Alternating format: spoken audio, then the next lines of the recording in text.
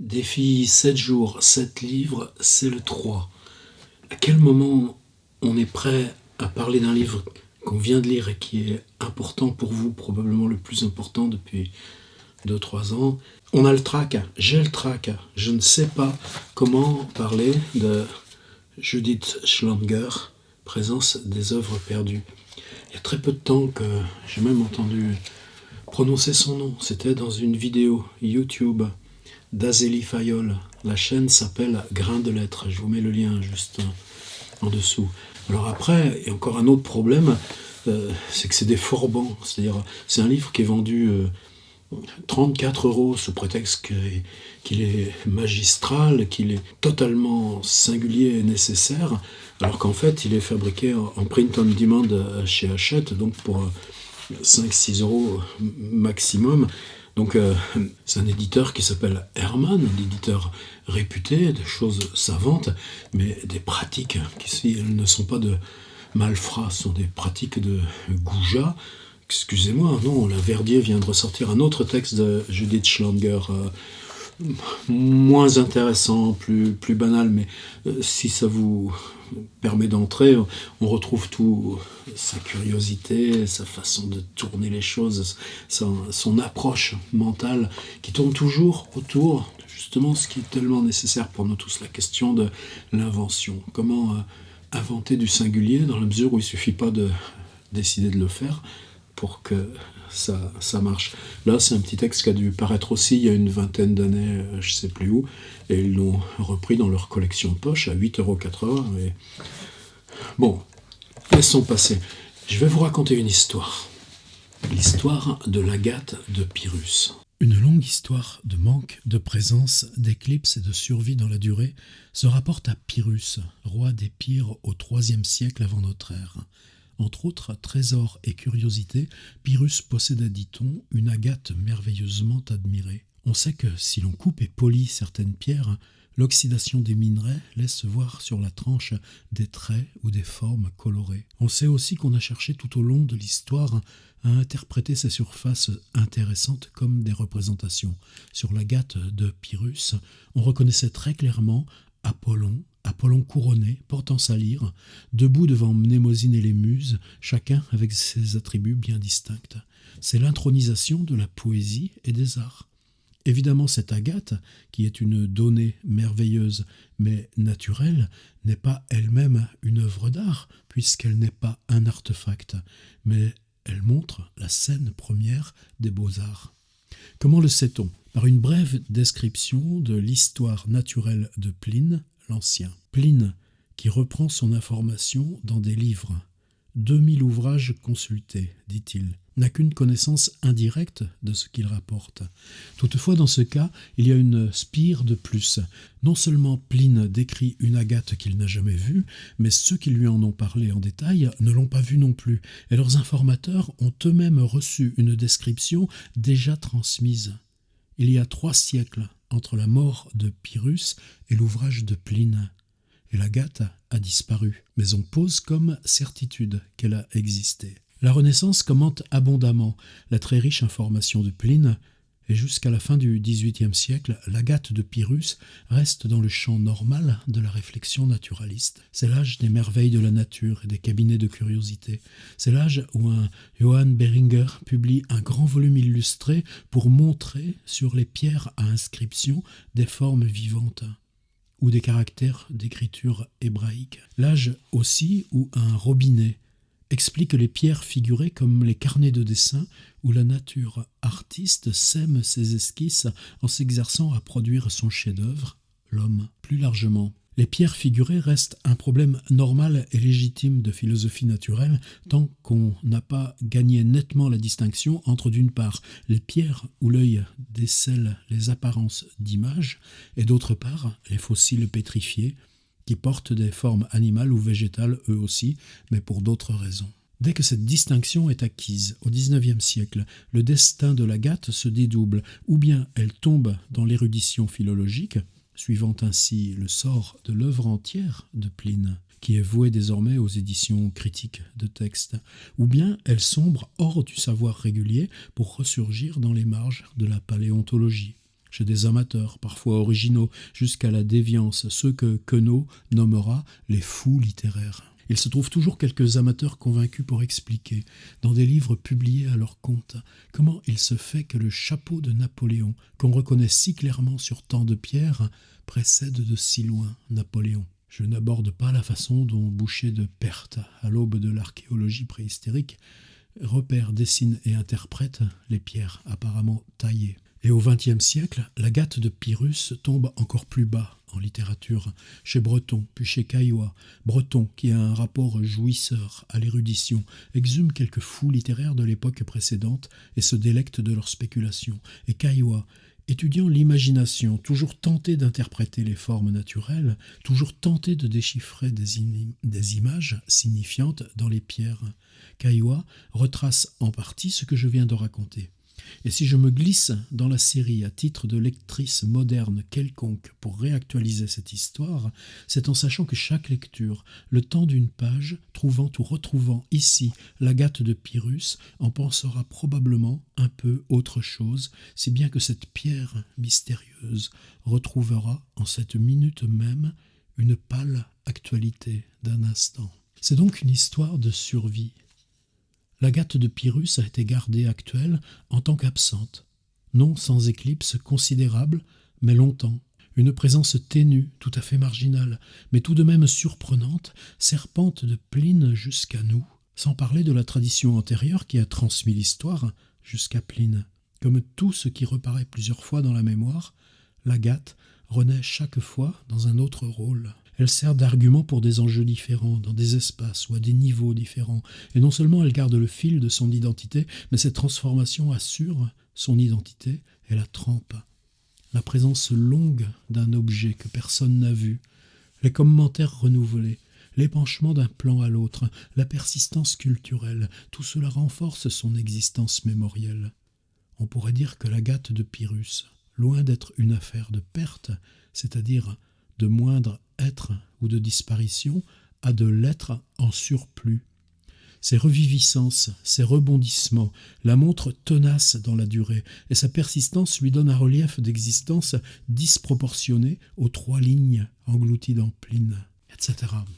C'est pas fini son analyse. Alors qu'est-ce qui m'a si troublé dans Judith Schlanger, Présence des œuvres perdues? Tout d'un coup, l'impression d'être dans un monde entièrement rempli, entièrement bruissant, entièrement consistant, et tout simplement, je ne m'étais pas aperçu de son existence. C'est-à-dire le schéma où on est, celui de la bibliothèque. Là, il y a Rabelais, là, il y a Baudelaire, là, il y a Montaigne, là, il y a Michel Foucault, Hegel. C'est-à-dire que l'histoire des livres s'accumule avec une chose marquante, une chose marquante, une chose marquante.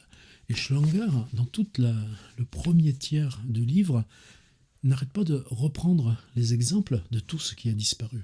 Alors évidemment, des bibliothèques détruites, des châteaux incendiés, des dommages des guerres.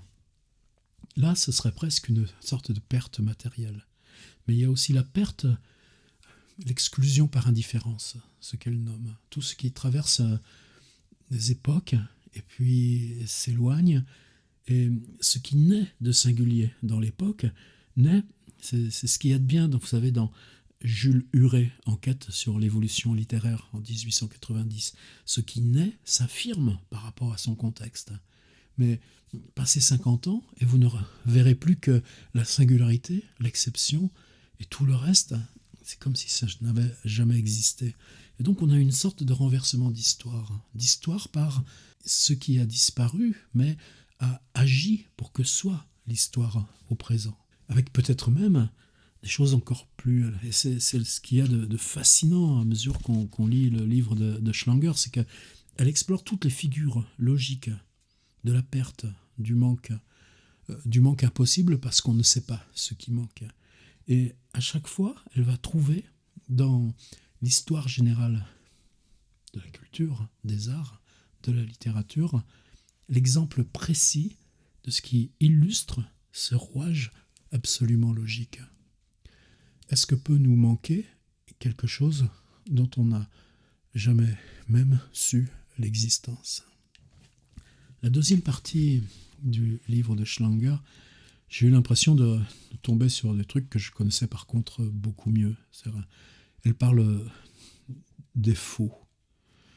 Les faux, le faux, variation sur le temps, le faux, variation sur l'identité. Des histoires de pseudonymes, d'apocryphes, de manuscrits emboîtés dans un autre, de statuts de réalité de l'auteur qui raconte une histoire, c'est-à-dire l'illusion est posée, c'est du roman. Vous allez plus loin dans l'illusion et l'auteur définit ça comme expérience personnelle, mais si l'expérience personnelle se révèle fausse, c'est à l'illusion qu'on s'en prend tout entière.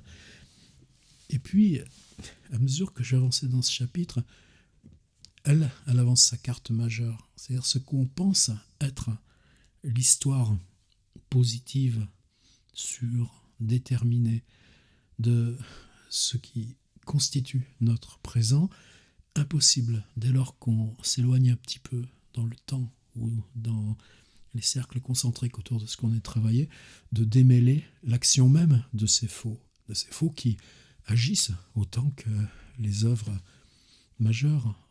Regardez Balzac avec ses 3 identités successives, Lord Haroun, Horace de Saint-Aubin, avant que Honoré Balsa, BAL2SA, devienne Honoré de Balzac. Et la troisième partie. Judith Schlanger a publié ça en 2010. C'est une vieille dame, mais elle appartient à cette tradition des conteurs. On pense souvent à Alberto Manguel, mais un Alberto qui aurait perdu un petit peu de, j'allais dire, sa suffisance. Mais bon, je le dis gentiment, je l'aime beaucoup. Elle est dans le doute. Elle nous parle aussi de nos angoisses. Elle nous parle de peut-être ça, je peux essayer d'en lire un petit peu. La survie, l'unique et l'excès. Est perdu ce qui n'a pas eu la chance de survivre dans la réalité concrète ou dans l'attention de la mémoire. Il est difficile de mesurer combien les chances de survie dépendent des circonstances et des conditions techniques de la transmission. Et par exemple, de ces goulets d'étranglement de l'écrit que sont les grands changements techniques de support, de matériaux et d'écriture. Ainsi le passage du papyrus au parchemin, puis du rouleau au codex, ou le passage de l'écriture capitale à l'onciale, puis de l'onciale à la minuscule carolingienne. À chaque reprise, les écrits qui n'auront pas été retenus pour être recopiés entament un destin diminué, où ils seront moins diffusés, moins lus, moins agissants, bien plus vulnérables. De nos jours, la numérisation des textes est un autre exemple de tourniquet technique. Devant ce qui est ou n'est pas choisi et intégré, s'ouvrent des fortunes différentes aux directions opposées, bien qu'en fin de compte, imprévisibles.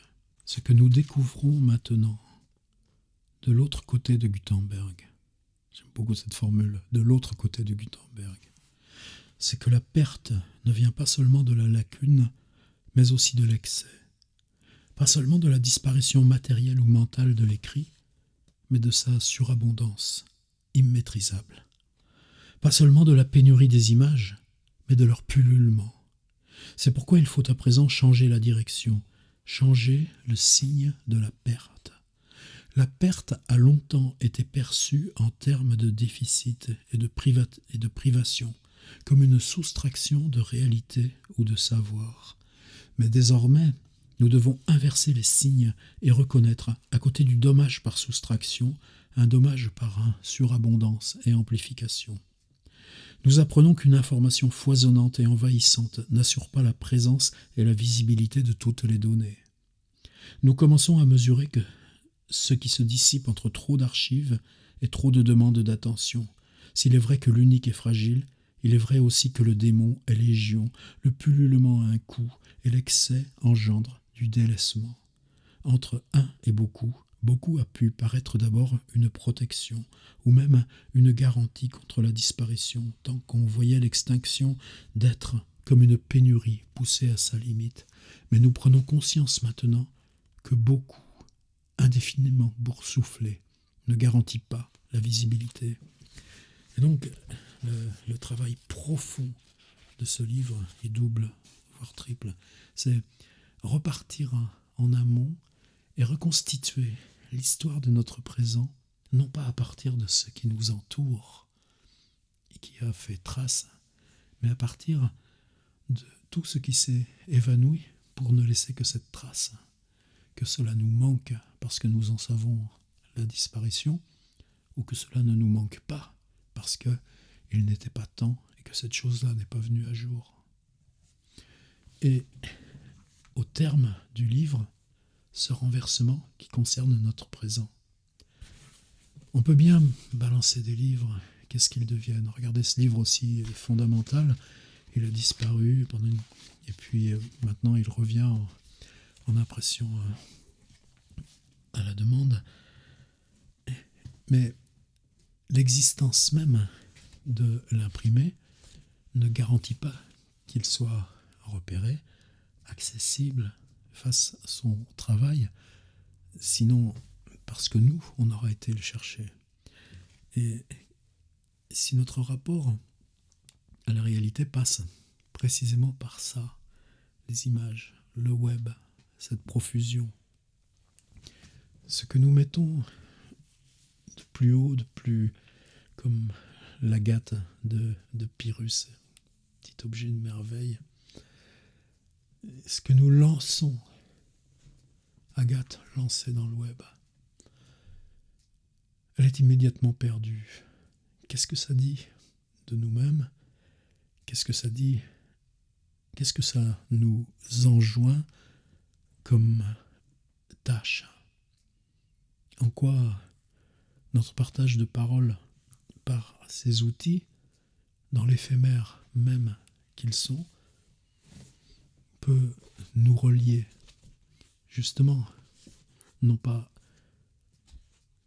à ce qui a fait trace, mais au fond même le plus puissant de l'histoire, si ce fond même le plus puissant de l'histoire, c'est aussi ce qui n'a pas fait trace. Et ça fait un bon mois et demi que moi, je lis linéairement, mais je reviens, je recherche les mêmes passages. J'ai toujours du mal à retrouver tel passage qui me hante à ce moment-là. Et donc je mets longtemps à rester dans certains livres plutôt que les empiler les uns à la suite des autres. Judith Schlanger, Présence des œuvres perdues. Ouais, je crois que cette année, ça m'aurait été une espèce de poids qui m'attire loin sous les eaux du présent. Et j'ai eu une grande dette à la vieille dame.